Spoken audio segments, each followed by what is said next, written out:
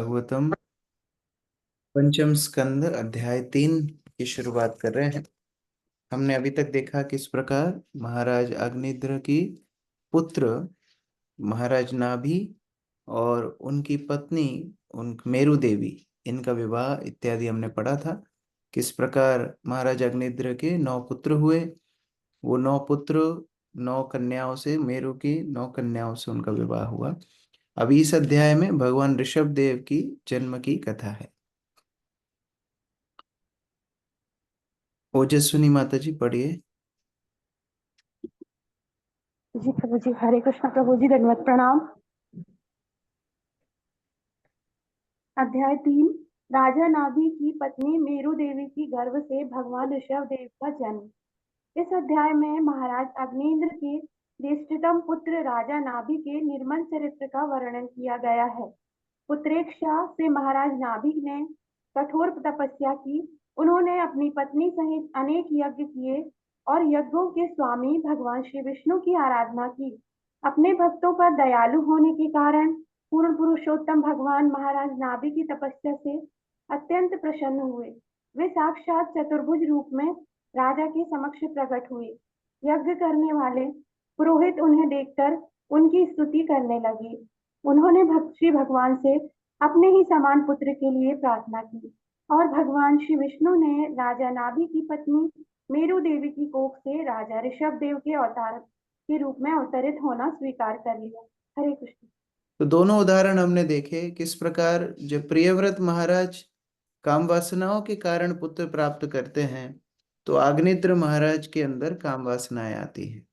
और यहाँ महाराज नाभि और उनकी पत्नी मेरु देवी भगवत भक्ति करते हैं, यज्ञ करते हैं, भगवान का दर्शन करते हैं और उस कृपा माध्यम से उनको जो पुत्र मिलते हैं वो भगवान के अवतार ऋषभ देव होते हैं।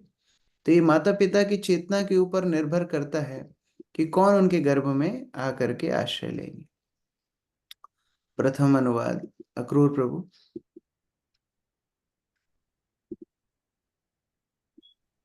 श्रील सुखदेव गोस्वामी ने आगे कहा, महाराज अग्निद्र के पुत्र महाराज नाभि ने संतान की इच्छा की, इसलिए उन्होंने समस्त यज्ञों के भोक्ता एवं स्वामी पूर्ण पुरुषोत्तम भगवान श्री विष्णु की अत्यंत मनोयोग से स्तुति की एवं आराधना प्रारंभ की।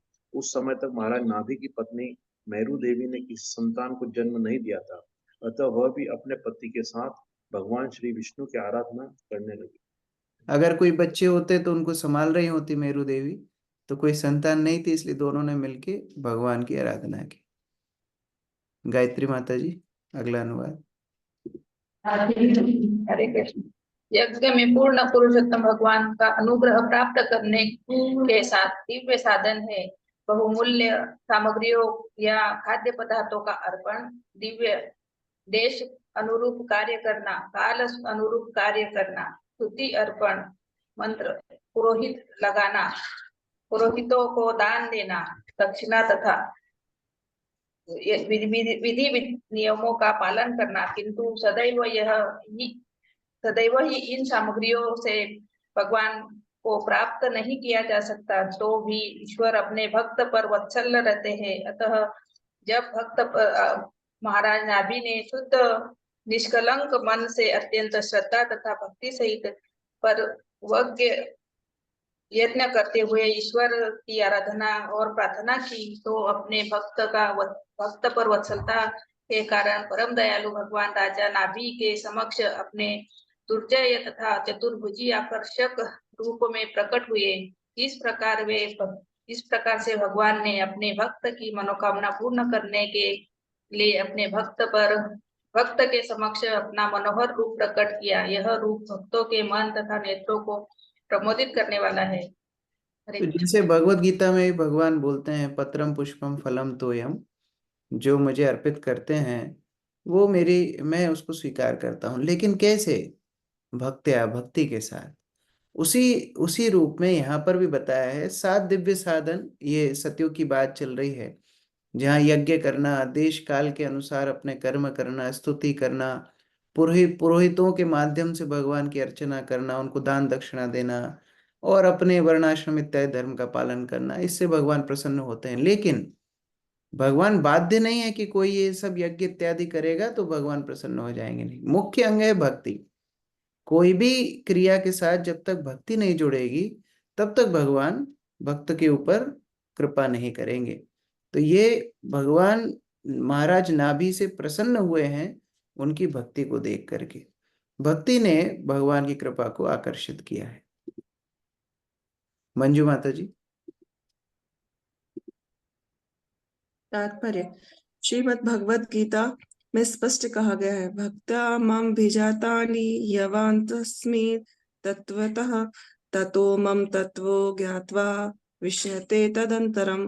भक्ति योग के द्वारा ही मुझ परम पुरुष को यथारूप में जाना जा सकता है। इस प्रकार भक्ति योग द्वारा मुझे पूर्ण रूप से जानने वाला उसी क्षण वैकुंठ जगत में प्रवेश कर सकता है। पूर्ण पुरुषोत्तम भगवान को समझने और देखने का एकमात्र उपाय है भक्ति करना। यद्यपि महाराज नाभि को निर्दिष्ट कर्तव्यों तथा यज्ञों का पालन किया, किंतु तो भी यह नहीं समझना चाहिए कि ईश्वर उनके यज्ञों के कारण नहीं अपितु उनकी भक्ति के कारण उनके समक्ष प्रकट हुए।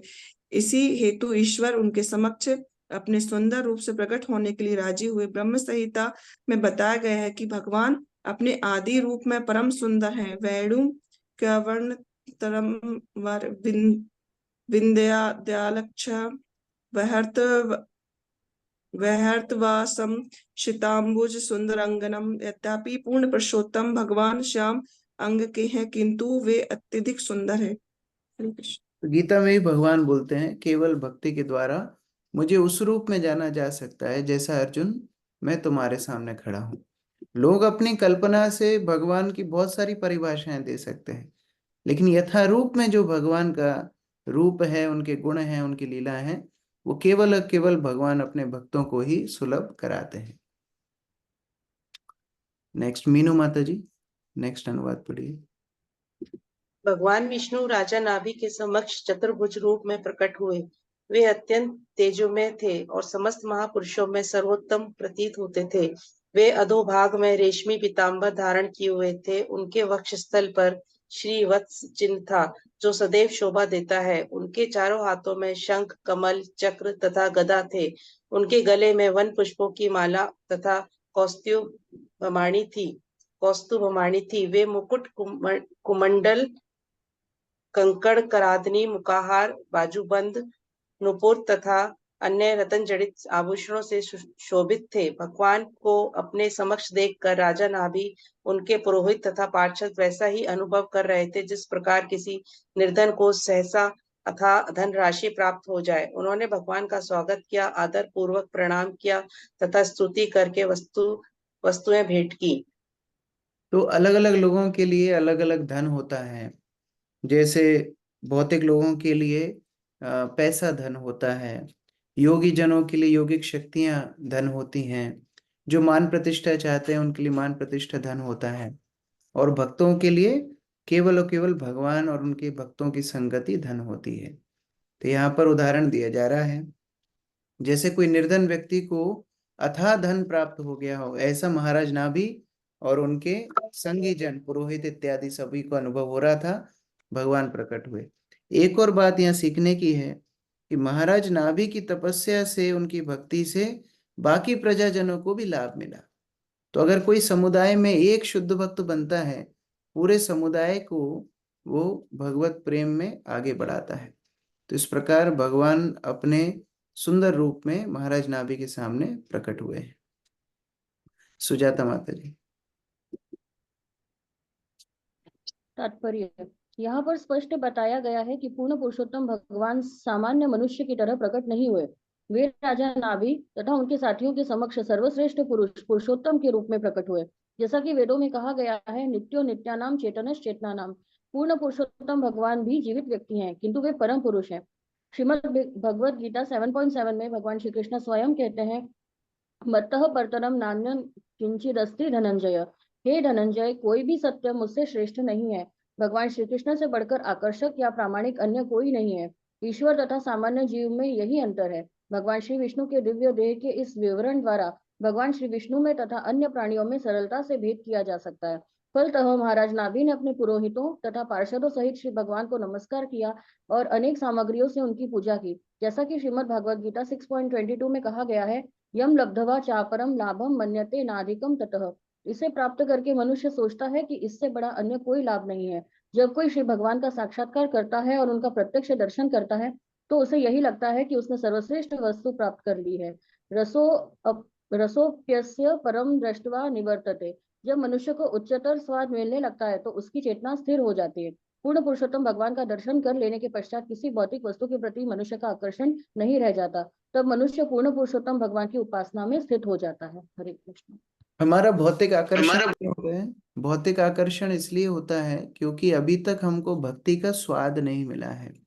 अभी तक भगवत नाम जप में या भागवत में उतनी रुचि नहीं हुई है, इसलिए हम निम्नतर स्वाद के लिए इधर उधर भौतिक आकर्षणों के पीछे भागते हैं। लेकिन जिस दिन हमको ये रुचि ये स्वाद हो जाएगा, उस दिन हमारे जीवन में और कोई आकर्षण नहीं रहेगा। इसलिए यहाँ महाराज नाभिक भगवान को साक्षात दर्शन किए हैं। अब भगवान का दर्शन करने के बाद और क्या भौतिक मांगेंगे? तो उनकी प्रार्थनाएं तो वैसे ही आध्यात्मिक होने वाली है। लेकिन यहाँ भी शिष्टाचार देखिए, भगवान महाराज नाभि के लिए आए हैं, लेकिन महाराज नाभि नहीं प्रार्थना कर रहे हैं। महाराज नाभि पुरोहितों से, जो ब्राह्मण जन वहां पर थे, उनको पहले निवेदन कर रहे हैं, वो भगवान को प्रार्थना कर रहे हैं। तो ये शिष्टाचार है। हमेशा वरिष्ठों का आदर होना चाहिए। आप कितने ही बड़े महान भक्त बन जाएं, आपसे जो वरिष्ठ भक्त हैं उनका सदा उनका यथाउचित सम्मान होना चाहिए। अनुवाद अनीता साहू माता जी। ऋत्विजगण इस प्रकार ईश्वर की स्तुति करने लगे, हे परम पूज्य, हम आपके दास मात्र हैं, यद्यपि आप पूर्ण हैं, किंतु अहेतु की कृपावशी सही हम दासों की यत्किंचित सेवा स्वीकार करें। हम आपके दिव्य रूप से परिचित नहीं हैं, किंतु जैसा वेदों तथा प्रामाणिक आचार्यों ने हमें शिक्षा दी है, उसके अनुसार हम आपको बारंबार नमस्कार करते हैं। जीवात्माएं प्रकृति के गुणों के प्रति अत्यधिक आकर्षित होती हैं, अतः वे कभी भी पूर्ण नहीं है, किंतु आप समस्त भौतिक अवधारणाओं से परे हैं। आपके नाम रूप तथा गुण सभी दिव्य हैं और व्यवहारिक बुद्धि की कल्पना के परे हैं। भला आपकी कल्पना कौन कर सकता है? इस भौतिक जगत में हम केवल नाम तथा गुण देख पाते हैं। हम आपको अपना नमस्कार तथा स्तुति अर्पित करने के अतिरिक्त और कुछ भी करने में समर्थ नहीं है। आपके शुभ दिव्य गुणों के कीर्तन से समस्त मानव जाति के पाप धुल जाते हैं। यही हमारा परम कर्तव्य है और इस प्रकार हम आपके अलौकिक स्थिति को अंशमात्र ही जान सकते हैं। तो कोई भी देवी देवता की जब उपासना होती है, वो देवी देवता अपने उपासकों की यज्ञ तप इत्यादि स्वीकार करके और शक्तिशाली बनते हैं। लेकिन भगवान को ऐसी पूजा अर्चना की कोई आवश्यकता नहीं है, क्योंकि सारी शक्तियों के स्रोत भगवान स्वयं है। तो यहाँ पुरोहित गण भगवान को बोल रहे हैं, भगवान हम आपको क्या ही दे सकते हैं, और हमारी पूजा से आप यहाँ आ गए, ऐसा नहीं हमारी पूजा में इतनी शक्ति थी, ये तो आपकी अहेतु की कृपा थी कि आप हमारे सामने आ गए हैं, और हम आपको केवल प्रणाम करने के अलावा और क्या अर्पित कर सकते हैं। ये भाव होना चाहिए। ऐसा नहीं कि मैं देखो मंदिर में कितनी सेवा कर रहा हूँ, मैं देखो प्रभुपाद के आंदोलन कितनी सेवा कर रहा हूँ। नहीं, हम दे ही क्या सकते हैं भगवान को? हमारे भोजन पचाने की शक्ति तक भगवान स्वयं है। हम अपना खाया हुआ तक अपने आप नहीं पचा सकते, हम भगवान की क्या सेवा करेंगे? लेकिन जब सेवा का अवसर मिलता है तो हमारा भाग्य खुल रहा है। तो इस तरह पुरोहितगण भगवान को प्रार्थना कर रहे हैं, ये भगवान आपके नाम गुण इत्यादि का संकीर्तन, इनका पठन, इनका श्रवण, यही मात्र हम कर सकते हैं, आपको प्रणाम कर सकते हैं। बाकी तो आप हमारी भौतिक दृष्टि में कैसे सामने आ गए हम कल्पना नहीं कर पाएंगे। तात्पर्य। जय माता जी। तात्पर्य। पूर्ण पुरुषोत्तम भगवान को भौतिक अनुभूति से कुछ भी सरोकार नहीं होता। यहाँ तक कि अद्वैतवादी शंकराचार्य भी यही कहते हैं, नारायण परो अव्यक्तात्। पूर्ण पुरुषोत्तम भगवान श्री नारायण भौतिक अनुभूति से परे हैं। हम पूर्ण पुरुषोत्तम भगवान के रूप तथा लक्षणों को मन से गढ़ नहीं सकते। हमें वैदिक शास्त्रों में दिए गए उनके रूप तथा कार्यकलाप को मात्र स्वीकार कर लेना होता है। ब्रह्म संहिता में कहा गया है, चिंतामणि प्रकर सदर्शु कल्प वृक्ष लक्षाव्रतेषु सुरभीर पिलायन्तम लक्ष्मी सहस्र यश संभ्रम सेव्यमानम गोविंदमादि पुरुषम तमहम भजामि। मैं उन आदि पुरुष गोविंद की उपासना करता हूँ, जो सभी कामनाओं को पूर्ण करने वाली गायों को पालने वाले हैं। और जो करोड़ों कल्पत्रुओं से घिरे दिव्य मणियों से बने घरों में रहते हैं। उनकी सेवा सैकड़ों हजारों लक्ष्मियां अत्यंत आदर सहित करती हैं। हमें वैदिक साहित्य में दिए गए वर्णनों को पढ़कर तथा ब्रह्मा, श्री नारद मुनि, श्री सुखदेव गोस्वामी तथा अन्य उन्नत सत्पुरुषों द्वारा दिए गए प्रमाणिक कथनों के द्वारा परम सत्य के स्वरूप तथा लक्षण इत्यादि की धारणा का कुछ बोध हो सकता है। श्री रूप गोस्वामी कहते हैं, अतः श्री कृष्ण नामादि न भवेत ग्राहम इंद्रिय। हम अपनी भौतिक इंद्रियों से भगवान श्री कृष्ण के नाम, गुण तथा गुण के विषय में अनुमान नहीं कर पाते। इसीलिए ईश्वर के अन्य नाम भी हैं, अधोक्षज, अधोक्ष तथा अप्राकृत, जिनसे सूचित होता है कि वे सभी भौतिक इंद्रियों से परे हैं। श्री भगवान अपने भक्तों पर अहेतु की कृपावश ही महाराज नाभि के समक्ष प्रकट हुए। इसी प्रकार जब हम श्री भगवान की भक्तिमय सेवा में लीन रहते हैं तो वे स्वयं दर्शन देते हैं। सेवनोमुखे ही जिह्वादो स्वयं एव स्फुरत्। श्री भगवान को समझने की केवल यही विधि है। जैसा कि श्रीमद् भगवत गीता में इनकी पुष्टि हुई है, भक्त्या माम अभिजानति यावन्यक्षामि तत्वतः। भक्ति के द्वारा ही पूर्ण पुरुषोत्तम भगवान को जाना जा सकता है। इसके लिए अन्य और कोई उपाय नहीं है। हमें प्रामाणिक विद्वानों तथा शास्त्रों के वचन को ही सुनकर श्री भगवान के संबंध में चिंतन करना चाहिए। हम ईश्वर के रूपों तथा लक्षणों की मनगढ़ंत कल्पना नहीं कर सकते। इस प्रकार अप्रकृत वस्तु नहीं प्राकृत गोचर। भौतिक इंद्रियों से आध्यात्मिक वस्तुओं को हम नहीं देख सकते। भगवान को देखना तो बहुत दूर की बात है। केवल और केवल सेवा के माध्यम से। और ये सेवा भी कैसे? जिह्वा आदौ, जिह्वा से। जिह्वा से दो प्रकार से सेवा होती है। एक में हम बहुत एक्सपर्ट हैं, एक में हम एक्सपर्ट नहीं हैं। एक में हम एक्सपर्ट हैं जिह्वा की सेवा, प्रसाद लेने में बड़े एक्सपर्ट हैं। लेकिन दूसरी सेवा है नाम लेना, भगवान का नाम जप करना। ये सेवा के माध्यम से भगवान अपने आप भक्त को अपना दर्शन, अपना अनुभव, अपने गुण, लीला इत्यादि स्फुरत कर देते हैं।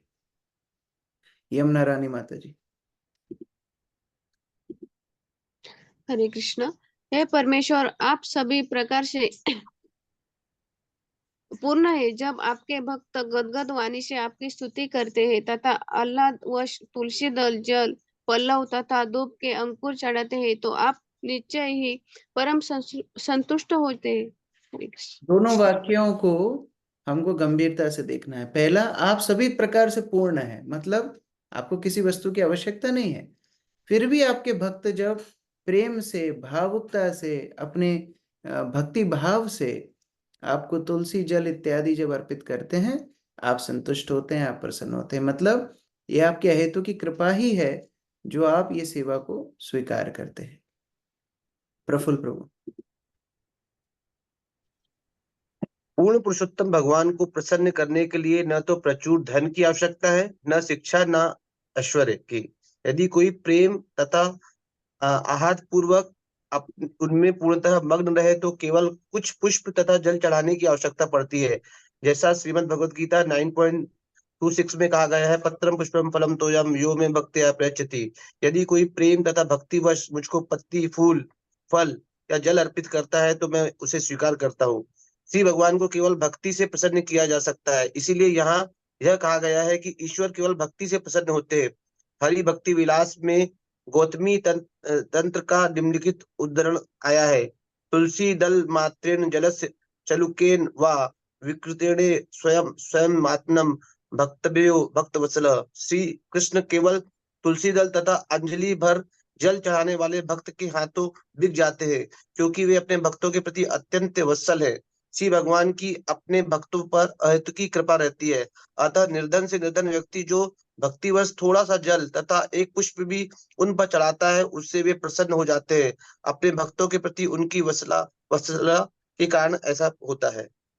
जैसे बच्चे माता के, जैसे राधानाथ महाराज बताते हैं उनके बचपन की कहानी, वो अपनी मम्मी के ही गार्डन से एक पुष्प तोड़ के मम्मी के लिए लेके आए। वो मम्मी ने गार्डन लगाया था, लेकिन उस गार्डन से एक पुष्प तोड़ करके मम्मी को लेकर के आए। मम्मी इतनी प्रसन्न हो गई जिसकी कोई सीमा नहीं। तो भगवान भी इसी प्रकार है। सब कुछ भगवान की शक्ति, उन्हीं के द्वारा बनाया, उनकी सृष्टि, उनका सामर्थ्य। लेकिन जब हम थोड़ा बहुत भक्ति के साथ भगवान को जल, तुलसी, अपने कुछ शब्द प्रार्थनाओं में, अपना वाणी से भगवान का संकीर्तन, कर्णों से उनकी कथा श्रवण, थोड़ी सी सेवा करते हैं, भगवान अपने भक्तों की ये प्रेममयी सेवा को बड़े आनंद के साथ स्वीकार करते हैं। विनोद प्रभु पढ़िए। हरे कृष्ण प्रभु, मैंने सुना। शील रूप गोस्वामी का कहना है कि यदि बिना भूख के किसी के सामने ढेर सारा भोजन रख दिया जाए तो उसका कोई महत्व नहीं होता। बड़े बड़े याज्ञिक अनुष्ठानों में भगवान को अनुवाद पढ़िए, अनुवाद अनुवाद। हमने आपकी पूजा में आपको अनेक वस्तुएं अर्पित की हैं और आपके लिए अनेक यज्ञ किए हैं, किंतु हम सोचते हैं कि आपको प्रसन्न करने के लिए इतने सारे आयोजनों की कोई आवश्यकता नहीं। हरे कृष्ण प्रभु।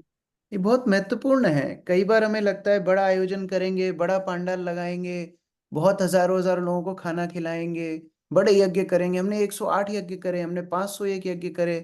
हम जब बचपन में कई बार जाते थे तो सड़क के पास में हम देखते थे 1000 कुंड बने हुए हैं, 500 कुंड बने हुए हैं, ऐसे यज्ञ होते थे।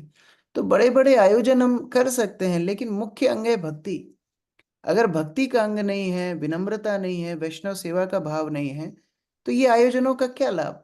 भगवान तो तुलसी दल और जल से ही प्रसन्न हो जाते हैं अगर भक्ति हो तो ऐसे बड़े बड़े आयोजनों का तब तक अर्थ नहीं है जब तक उसमें भक्ति का भावना ना हो। इसमें तो राधिका माता जी। हरे कृष्ण प्रभु जी, धन्यवाद, प्रणाम।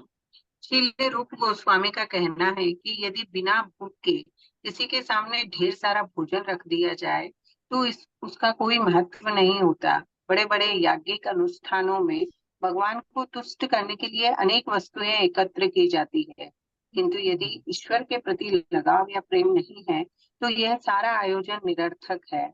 ईश्वर स्वयं में पूर्ण है और उनको हमसे कुछ नहीं चाहिए, किंतु यदि हम उन्हें थोड़ा जल, एक फूल और एक तुलसी दल भेंट कर दे तो वे इन्हें स्वीकार कर लेंगे।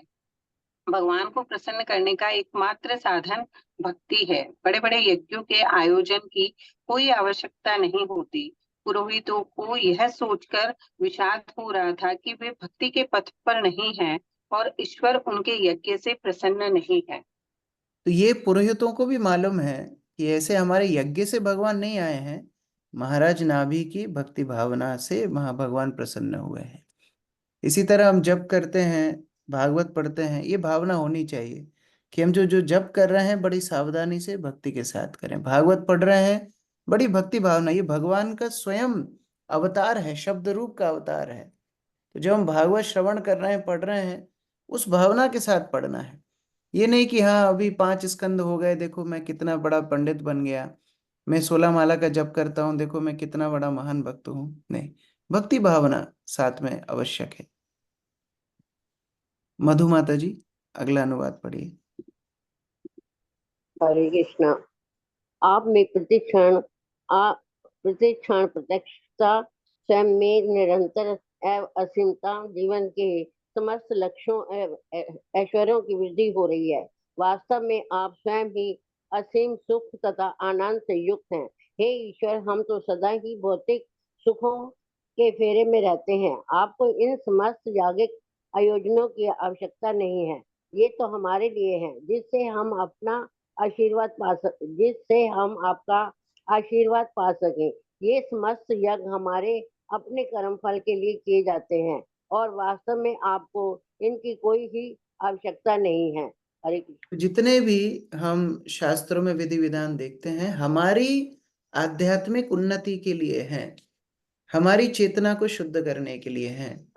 हम किसी के ऊपर उपकार नहीं कर रहे हैं, हम भगवान के ऊपर उपकार नहीं कर रहे हैं मंदिर जाके जप करके या कोई भी सेवा करके। ये हमारी स्वयं की आध्यात्मिक उन्नति के लिए है। भगवान तो पूर्ण संतुष्ट हैं, उनको हमारी आवश्यकता नहीं, हमको उनकी आवश्यकता है। नमिता माता जी।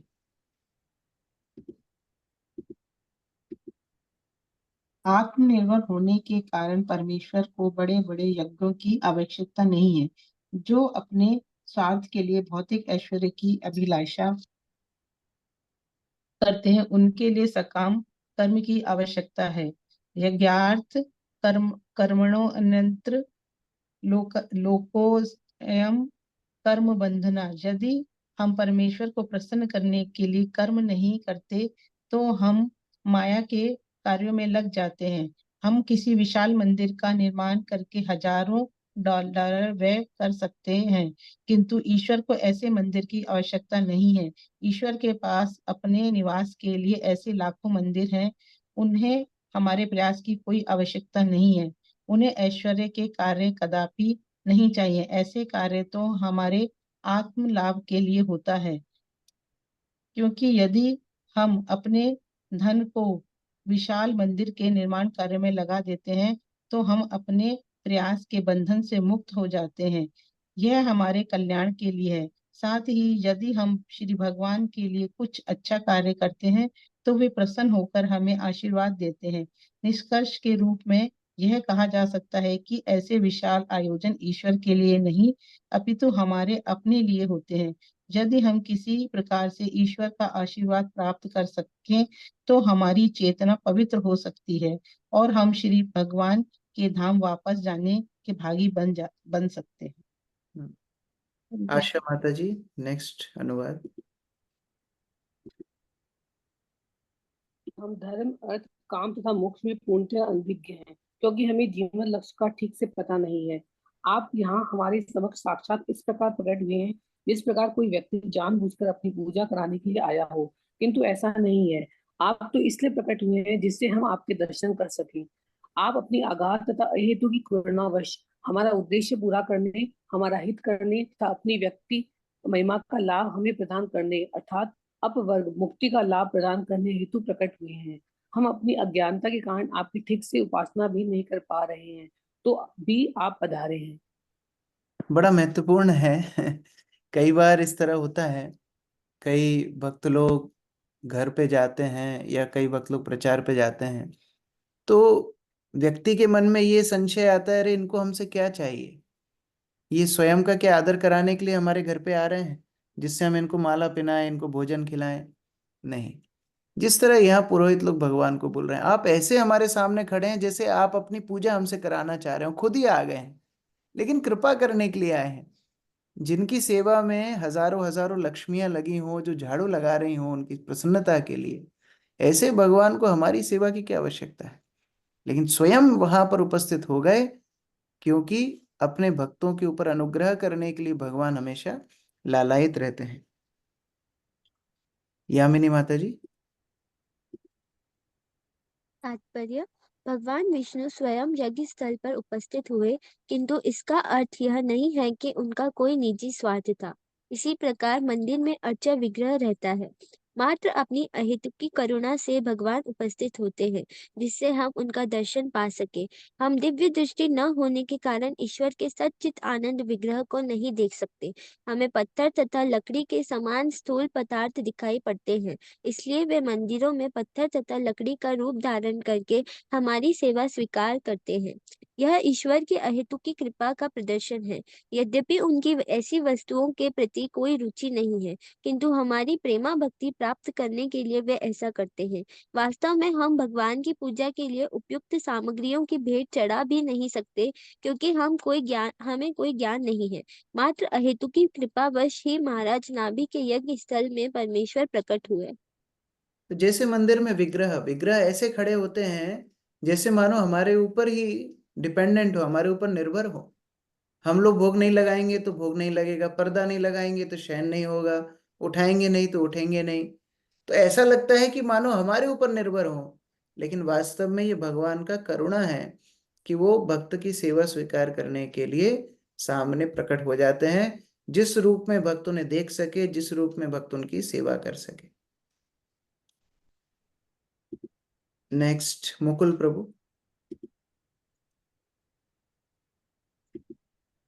हे पूज्यतम, आप समस्त वरदायकों में श्रेष्ठ और राज ऋषि नाभि की शाला में आपका प्राकट्य हमें आशीर्वाद देने के लिए हुआ है, क्योंकि हम आपको देख पाए हैं, इसलिए आपने हमें सर्वाधिक मूल्यवान वर प्रदान किया है।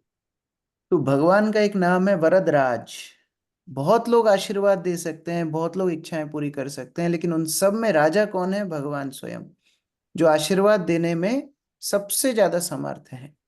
और पुरोहित गण बोल रहे हैं, आपने सबसे बड़ा आशीर्वाद हमको क्या दिया है कि आप हमारे सामने प्रकट हो गए। इससे बड़ा आशीर्वाद और क्या होगा? आपकी संगति से बड़ा आशीर्वाद हमको और क्या मिल सकता है? भूमिका माता जी। तात्पर्य नीच पुरुष ईक्षण विषय। भगवत गीता में श्री कृष्ण कहते हैं, सम्मोहम सर्वभूतेषु। मैं किसी से द्वेष नहीं करता और न किसी का पक्षपात करता हूँ। जीव मात्र में मेरा संभाव है, परंतु जो प्राणी भक्ति भाव से मेरी सेवा करते हैं वे मेरे प्रिय मित्र हैं और मुझ में ही स्थित है और मैं भी उनका प्रिय हूँ, उनमें हूँ। भगवान सबके लिए समान है। इस अर्थ में न तो उनका कोई शत्रु है न कोई मित्र। प्रत्येक प्राणी अपने कर्मों का फल भोगता है और ईश्वर सबों के हृदय में स्थित होकर सबों को देखते तथा उन्हें वांछित फल देते हैं। जिस प्रकार भक्तगण ईश्वर को सर्वभावेन संतुष्ट देखना चाहते हैं, उसी प्रकार से ईश्वर अपने भक्तों के समक्ष अपने आप को उपस्थित करने के लिए इच्छुक रहते हैं। श्री कृष्ण ने भगवत गीता में कहा है, परित्राणाय साधूनां विनाशाय च दुष्कृतां धर्म संस्थापनार्थाय संभवामि युगे युगे। भक्त जनों का उद्धार, दुष्टों का विनाश तथा धर्म की फिर से स्थापना के लिए मैं युग युग में प्रकट होता हूँ। इस प्रकार श्री कृष्ण का आविर्भाव अपने भक्तों के भवबंधन से छुटकारा दिलाने तथा संतोष देने के लिए होता है। वे केवल दुष्टों को मारने के लिए अवतार नहीं लेते, क्योंकि इस कार्य को तो उनके दूत भी कर सकते हैं। महाराज नाभि के यज्ञ स्थल में भगवान विष्णु का प्रकट होना राजा तथा उनके अनुचरों को प्रसन्न करने के अतिरिक्त और कुछ न था, अन्यथा वहां उनकी उपस्थिति होने का कोई प्रयोजन नहीं था। तो जितना भक्त भगवान को देखने के लिए लालायित होते हैं, उतना ही भगवान भी भक्त के समक्ष आने के लिए लालायित होते हैं। इसलिए हर युग में बार बार आकर के भगवान साधुओं को रक्षा करने के लिए आते हैं। और यहाँ पर महाराज नाभि को दर्शन देने के लिए स्वयं प्रकट हो गए। पुरोहित इत्यादि गणों की भक्ति देख करके भगवान प्रसन्न हो गए। नेक्स्ट ब्रजेश प्रभु। हे भगवान, समस्त विचारवान मुनि तथा साधु पुरुष निरंतर आपके दिव्य गुणों का ज्ञान करते रहते हैं। इन मुनियों ने अपनी अपार मल राशि को पहले ही दग्ध कर दिया है और ज्ञान अग्नि से इस भौतिक संसार से अपने वैराग्य को सुदृढ़ किया है। इस प्रकार वे आपके गुणों को ग्रहण कर आत्मतुष्ट है। तो भी जिन्हें आपके गुणों के ज्ञान में परम आनंद आता है, उनके लिए भी आपका साक्षात दर्शन दुर्लभ है। कृष्ण प्रभु। तो ऐसा नहीं है फिर कि सबके सामने ऐसे खड़े हो जाते हैं। कोई तर्क कर सकता है, अच्छा इनके यहाँ पर ऐसे ही आ गए तो हमारे यहाँ क्यों नहीं आते हैं? क्योंकि दुर्लभ तो हैं, बड़े बड़े योगी जन के लिए भी दुर्लभ है। भक्ति मुख्य अंग है। भक्ति नहीं होगी भगवान दुर्लभ है, भक्ति होगी भगवान सुलभ है। वेदेषु दुर्लभम अदुर्लभम आत्मभक्तो। राहुल प्रभु। हरे कृष्ण। तात्पर्य। महाराज नाभि के यज्ञ स्थल में संवेद पुरोहितों ने भगवान विष्णु के द्वारा साक्षात दर्शन दिए जाने की भूरी भूरी प्रशंसा की और अपने को परम धन्य माना। ईश्वर का दर्शन उन महान संतों के लिए भी जिन्होंने भौतिक संसार से वैराग्य ले लिया है और जिनके हृदय ईश्वर की महिमा का निरंतर जप करने के कारण विमल है, दुर्लभ है। ऐसे मनुष्य ईश्वर के दिव्य गुणों का जप करके संतुष्ट रहते हैं। उन्हें ईश्वर की प्राकट्य की आवश्यकता नहीं रहती। ऋषिगण यह इंगित करना चाहते हैं कि ईश्वर का साक्षात्कार महान साधुओं के लिए भी दुर्लभ है, किंतु वे उन पर इतने प्रसन्न हुए कि वे साक्षात प्रकट हो गए। इसलिए समस्त याजक अत्यधिक कृत्य हुए। हरे कृष्ण। नेक्स्ट श्याम गोविंद प्रभु। नेक्स्ट अनुवाद। हे ईश्वर, संभव है कि हम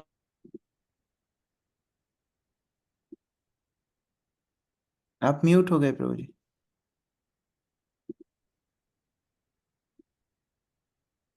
ओके, आरती सोमानी माता जी।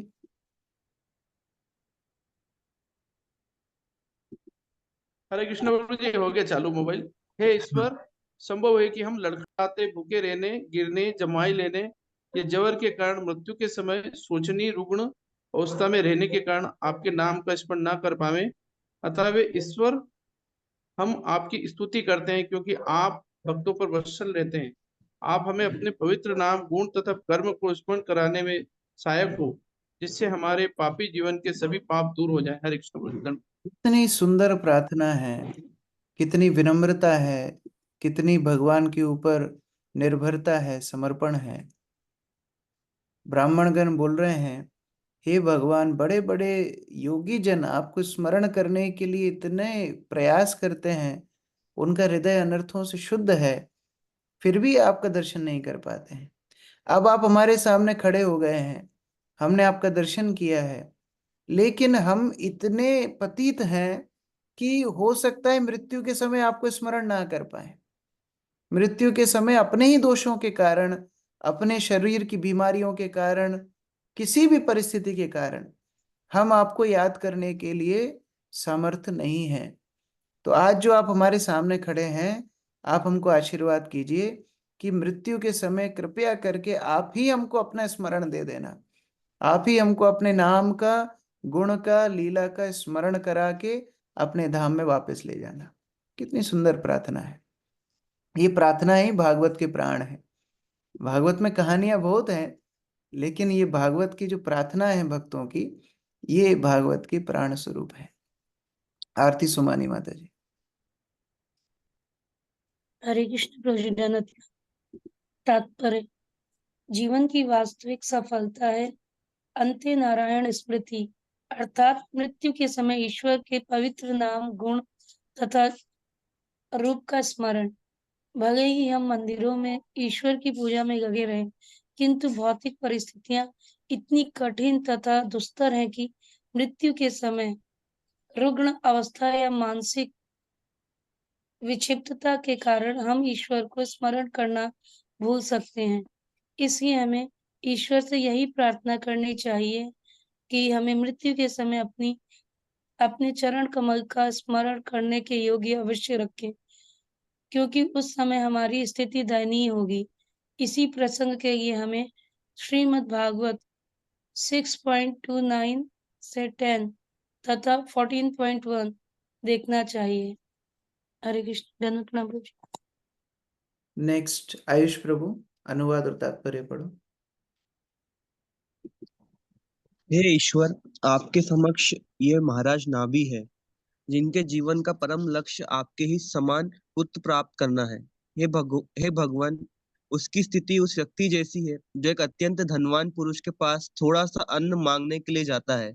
वे पुत्र प्राप्त करने के लिए इतने इच्छुक है कि वे इसीलिए आपकी उपासना कर रहे हैं। यद्यपि आप उन्हें कोई भी उच्चस्थ पद प्रदान करने में समर्थ है, चाहे वह स्वर्ग हो या भगवत धाम का मुक्ति लाभ।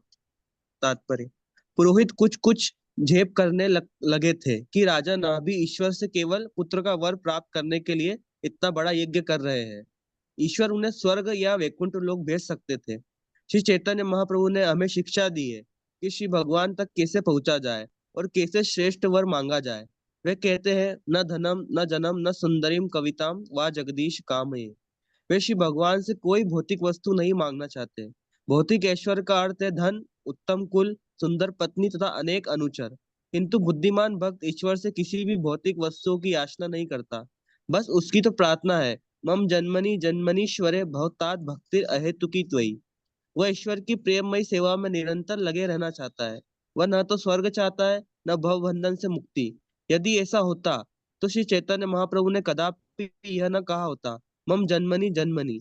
जब तक कोई भक्त भक्त बना रहता है, उसके लिए इसका कोई महत्व नहीं रहता कि वह एक जीवन से दूसरे जीवन में जन्म लेता रहेगा अथवा नहीं। शाश्वत स्वतंत्रता का वास्तविक अर्थ है श्री भगवान के धाम को प्राप्त होना। भक्त को किसी भी भौतिक वस्तुओं से कोई सरोकार नहीं रहता। यद्यपि नाभि महाराज श्री विष्णु जैसा पुत्र चाहते थे, किंतु ईश्वर के समान पुत्रेच्छा भी इंद्र तप्ति का एक रूप है। शुद्ध भक्त तो ईश्वर की प्रेमा भक्ति में लगे रहना चाहता है। तो मांगने की प्रवृत्ति जब तक रहेगी, तब तक शुद्ध भक्ति नहीं रहेगी। शुद्ध भक्त केवल और केवल भगवान की सेवा मांगते हैं, केवल और केवल हरे भगवान कृष्णा। के आश्रय में ये रहना। भैया माइक निकलवा। और जब तक कोई ना कोई प्रेफरेंस, कोई ना कोई चॉइस हमारे अंदर रहेगी, तब तक शुद्ध भक्ति का विचार नहीं है। लेकिन फिर एक और बात सीखने की है। महाराज नाभि डायरेक्ट भगवान को नहीं बोल रहे हैं, वैष्णवों के माध्यम से बोल रहे हैं। हमारे भक्ति विनोद ठाकुर ने भजन में लिखा है, वैष्णवेर आवेदन कृष्ण दयामय। जब वैष्णव लोग हमारे लिए प्रार्थना करते हैं, तब गुरु और कृष्ण हमारे ऊपर प्रसन्न होते हैं। ये दौड़ नहीं है कि हम स्वयं चले जाएंगे, स्वयं भगवान को प्रसन्न कर लेंगे, हमें किसी से कोई मतलब नहीं है, केवल गुरु को हम प्रसन्न कर लेंगे। नहीं, जब तक वैष्णव आवेदन नहीं करेंगे गुरु कृष्ण की कृपा प्राप्त नहीं होगी। अनिकेत प्रभु, अगला अनुवाद और तात्पर्य। अनुवाद। हे ईश्वर, जब तक मनुष्य परम भक्तों के चरण कमलों की उपासना नहीं करता, तब तक उसे माया परास्त करती रहेगी और उसकी बुद्धि मोहग्रस्त बनी रहेगी। दरअसल ऐसा कौन है जो विष तुल्य भौतिक सुख की तरंगों में न बहा हो? आपकी माया दुर्जेय है, न तो इस माया के पथ को कोई देख सकता है, न इसकी कार्य प्रणाली को ही कोई बता सकता है। तात्पर्य। महाराज नाभि पुत्र प्राप्ति के लिए महान यज्ञ करने पर तुले थे। हो सकता है कि उनका पुत्र भगवान के समान उत्तम हो, किंतु ऐसी इच्छा चाहे छोटी हो या बड़ी, माया के प्रभाव से ही मन में आती है। भक्त कभी भी अपनी इंद्रिय तृप्ति के लिए किसी वस्तु की कामना नहीं करता, इसलिए भक्ति को निष्काम, अन्याभिलाषिता शून्य कहा गया है। प्रत्येक प्राणी माया से प्रभावित है और सभी प्रकार की भौतिक कामनाओं में उलझा हुआ है। महाराज नाभि भी इसके अपवाद न थे।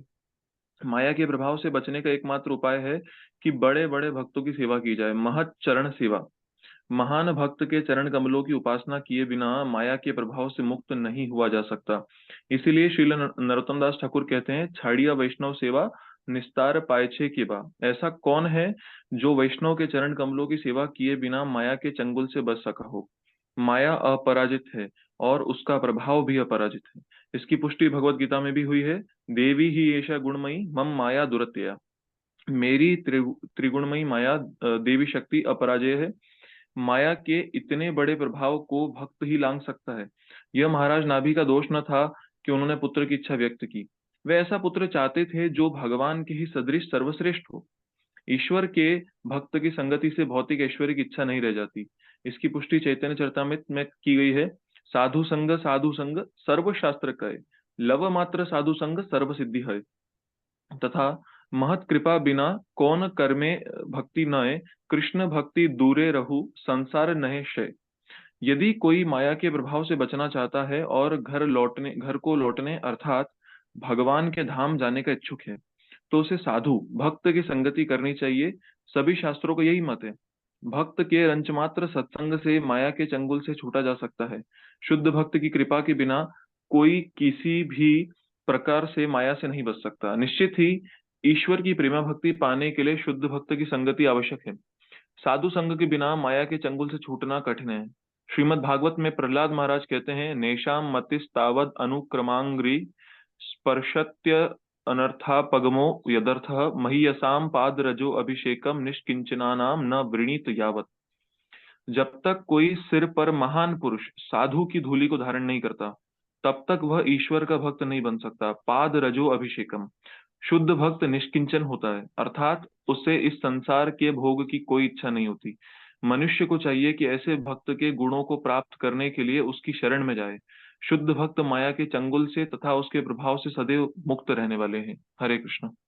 एकमात्र उपाय है जो भगवान के भक्त निस्वार्थ भाव से पूर्ण समर्पण से भगवान की सेवा करते हैं, ऐसे भक्तों की चरण की सेवा की जाए, ऐसे भक्तों के निर्देशों को पालन किया जाए, उनके आवेदन से भगवान हम पे अनुकंपा करेंगे। ये पुरोहितगण भगवान को प्रार्थना कर रहे हैं। आरती माता जी, अनुवाद और तात्पर्य। अभी 2-3 पेज ही बचे हैं, ये अध्याय हम लोग पूर्ण करेंगे। पढ़िए। हे ईश्वर, आप अनेक अद्भुत कार्य में समर्थ हैं। इस यज्ञ के करने का हमारा एकमात्र लक्ष्य पुत्र प्राप्त करना था, अतः हमारी बुद्धि अधिक प्रखर नहीं है। हमें जीवन लक्ष्य निर्धारित करने का कोई अनुभव नहीं है। निसंदेह भौतिक लक्ष्य की प्राप्ति हेतु किए गए इस तुच्छ यज्ञ में आपको आमंत्रित करने हमने आपके चरण कमलों में महान अपराध किया है। अतः हे सर्वेश, आप अपनी अहेतु की कृपा तथा समदृष्टि के कारण हमें क्षमा करें। तात्पर्य। ऋत्विज गण निश्चित रूप से अप्रसन्न थे, क्योंकि उन्होंने एक तुच्छ कार्य के लिए परमेश्वर को वैकुंठ से बुलाया था। शुद्ध भक्त नहीं चाहता था कि वृथा ही ईश्वर दर्शन दे। ईश्वर विविध कार्यों में संलग्न रहते और शुद्ध भक्त यह कभी नहीं चाहता कि अपनी इंद्रिय तुष्टि के लिए ऐसे ही उनका दर्शन करे। शुद्ध भक्त तो केवल उनके अनुग्रह पर आश्रित रहता है, और जब ईश्वर प्रसन्न होते हैं तब वह उन्हें प्रत्यक्ष देख सकता है। वैसे परमेश्वर ब्रह्मा तथा शिव जैसे देवताओं के लिए भी अलक्षित रहते हैं। श्री भगवान का आवाहन करके महाराज नाभि के ऋत्विजों ने अपने आप को अज्ञानी सिद्ध कर दिया था, तो भी परमेश्वर अपनी अहेतु की कृपा से प्रकट हुए। इसलिए सबने श्री भगवान से क्षमा याचना की। विद्वानों ने भौतिक लाभ के लिए श्री भगवान की उपासना की अनुमति नहीं दी है।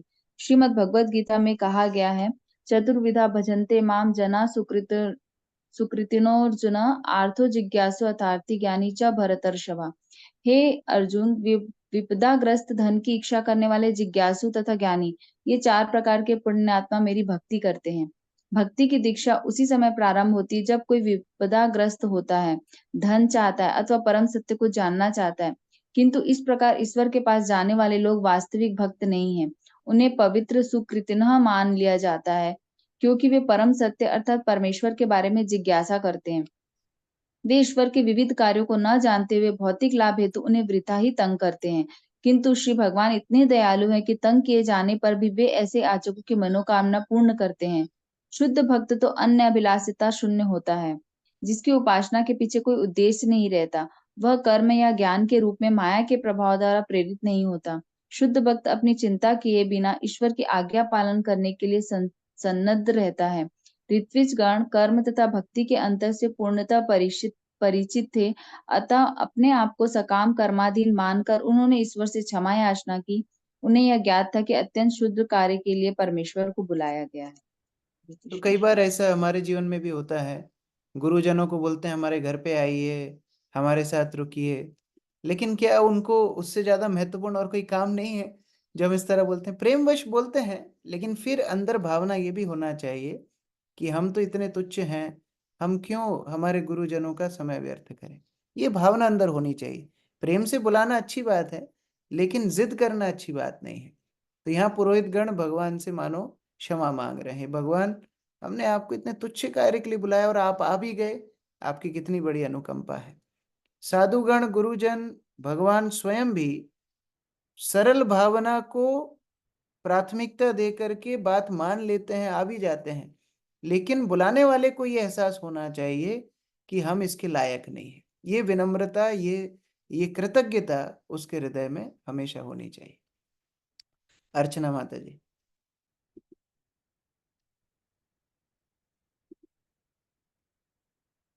गौरी शंकर प्रभु। श्री सुखदेव गोस्वामी ने कहा, भारतवर्ष के सम्राट राजा नाभि द्वारा पूजित ऋषियों के गद्य के समान शब्द में ईश्वर की स्तुति थी और वे सभी उनके चरण कमलों पर झुक गए। देवताओं के अधिपति परमेश्वर उनके अत्यंत प्रसन्न हुए और वे इस प्रकार बोले। महाराज नाभि तो कुछ बोले ही नहीं। जिसने पूरा खर्चा किया, जिसने पूरा स्पॉन्सर किया, पूरा यज्ञ कराया, दक्षिणा दी सबकी, वो तो बेचारा कुछ बोला ही नहीं। ब्राह्मण जनों ने जो आवेदन किया, भगवान वो प्रार्थना सुन करके अब भगवान प्रति उत्तर दे रहे हैं। अमित प्रभु, अनुवाद और तात्पर्य।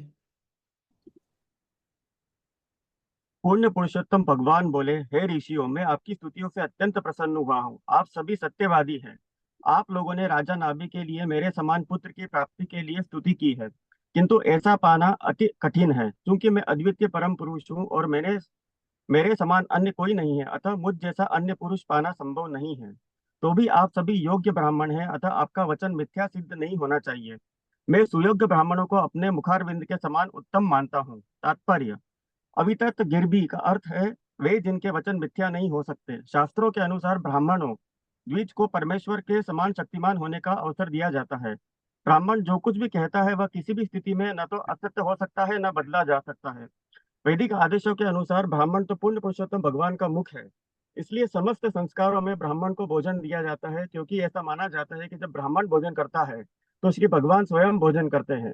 इसी प्रकार ब्राह्मण जो भी कहता है उसे बदला नहीं जा सकता। ऐसा होना चाहिए। महाराज नाभि के यज्ञ में सम्मिलित होने के वाले विद्वान पुरोहित ऋत्विज न केवल ब्राह्मण थे, वरन इतने योग्य थे कि वे देवों अथवा स्वयं ईश्वर के तुल्य थे। यदि ऐसा न होता तो भला वे भगवान श्री विष्णु को यज्ञ स्थल पर किस प्रकार बुला पाते। ईश्वर एक है और वे किसी धर्म विशेष से संबंधित नहीं है। कलयुग में विभिन्न संप्रदाय वाले अपने ईश्वर को दूसरे के ईश्वर से भिन्न मानते हैं, किंतु यह संभव नहीं है। ईश्वर एक है और विभिन्न दृष्टिकोण के अनुसार उन्हें भिन्न भिन्न रूप में समझा जाता है। इस श्लोक में केवल्यात शब्द का अर्थ यह है कि ईश्वर का कोई प्रतियोगी नहीं है, ईश्वर केवल एक है। श्वेताश्वर उपनिषद में कहा गया है, न तत् समाशाच अभी दिकश्य दृश्यते, उनके तुल्य या उनसे बड़ा कोई नहीं होता। ईश्वर की यही परिभाषा है। हरे कृष्ण। तो यहाँ पर पुरोहित गण बोल रहे हैं कि हे भगवान, आप जो हमारे समक्ष खड़े हुए हैं, वो आप महाराज नाभि की इच्छा को पूरा कीजिए। अब भगवान सोचने लगे कि ये चाहते हैं कि मेरे जैसा पुत्र हो। मेरे जैसा कौन हो सकता है? मेरे समान कोई नहीं, मुझसे बड़ा कोई नहीं। लेकिन ब्राह्मणों के वचन भी झूठे नहीं होना चाहिए। तो कैसे सुलझाएं? भगवान अगले श्लोक में बता रहे हैं। स्वाति माता जी पढ़िए अनुवाद और तात्पर्य। क्योंकि मुझे अपने तुल्य और कोई नहीं मिल पा रहा, इसीलिए मैं स्वयं ही पूर्ण अंश के रूप में महाराज अग्निद के पुत्र महाराज नाभि की पत्नी देवी के गर्भ में अवतार लूंगा।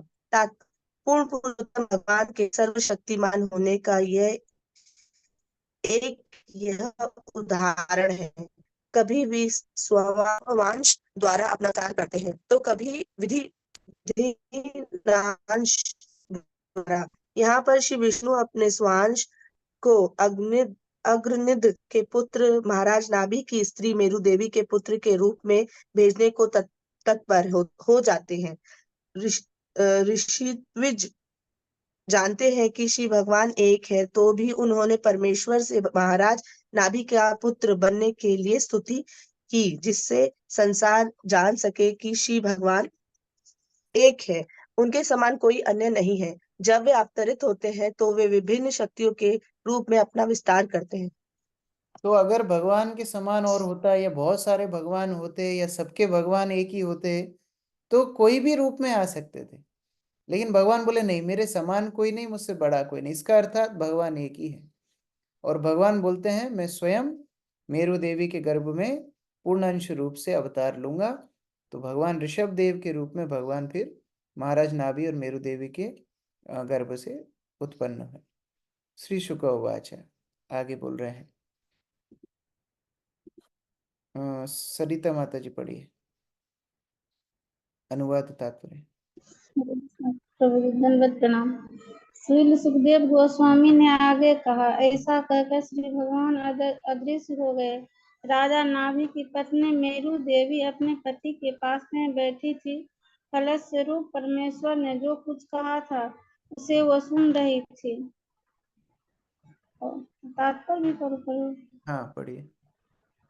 वैदिक आदेशों के अनुसार पति को अपनी पत्नी के साथ यह करना चाहिए।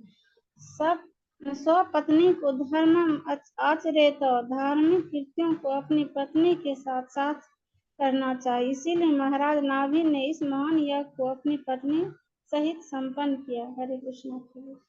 नेक्स्ट अंकित प्रभु अनुवाद और तात्पर्य। हरे कृष्ण प्रणाम। हे विष्णुदत्त परीक्षित महाराज, उस यज्ञ के ऋषियों से पूर्ण पुरुषोत्तम भगवान अत्यंत प्रसन्न हुए। फलस्वरूप उन्होंने स्वयं धर्माचरण करने दिखलाने, जैसा कि ब्रह्मचारी, सन्यासी, वानप्रस्थ तथा गृहस्थ करते हैं, और महाराज नाभि की मनोकामना को पूरा करने का निश्चय किया। अतः वे भौतिक प्रकृति के गुणों से परे अपने मूल आध्यात्मिक रूप में मेरु देवी के पुत्र के रूप में प्रकट हुए। तात्पर्य, श्री भगवान जब इस भौतिक जगत में प्रकट होते हैं या अवतरित होते हैं, तो वे भौतिक प्रकृति के तीनों गुण सतो, रजो और तमोगुण से युक्त शरीर स्वीकार नहीं करते। मायावादी दार्शनिकों का कहना है कि निर्गुण ब्रह्म सत्व गुणमय देह स्वीकार करके इस भौतिक संसार में प्रकट होते हैं। श्री विश्वनाथ चक्रवर्ती कहते हैं कि शुक्ल शब्द का भावार्थ शुद्ध सत्व वाला है। भगवान श्री विष्णु अपने शुद्ध सत्व रूप में अवतरित होते हैं। शुद्ध सत्व से उस सत्व गुण का बोध होता है जो कभी मलिन दूषित नहीं होता। इस भौतिक संसार में सत्व गुण की भी रजोगुण तथा तमोगुण की छाया से दूषित हो जाता है। सत्व गुण में इन गुणों के सभी न दूषित होने पर ही वह शुद्ध सत्व कहलाता है। सतम विशुद्धम वसुदेव शब्दितम, यही वसुदेव पद है जिसने पूर्ण पुरुषोत्तम भगवान वासुदेव का अनुभव किया जा सकता है। श्रीमद् भगवद गीता में भगवान श्री कृष्ण स्वयं कहते हैं, यदा यदा हि धर्मस्य ग्लानिर्भवति भारत अभ्युत्थानम धर्मस्य तदात्मानं सृजाम्यहम्। हे भारत, जब कभी और जहां कहीं धर्म की हानि तथा अधर्म की वृद्धि होती है, तब तब मैं अवतरित होता हूँ। सामान्य जीवात्माओं की तरह से भगवान अवतार लेने के लिए भौतिक प्रकृति के गुणों द्वारा बाध्य नहीं होते। वे धर्मान दर्शानिक काम अर्थात यह दिखाने के लिए प्रकट होते हैं कि मनुष्य जीवन के कार्य किस प्रकार संपन्न करने चाहिए।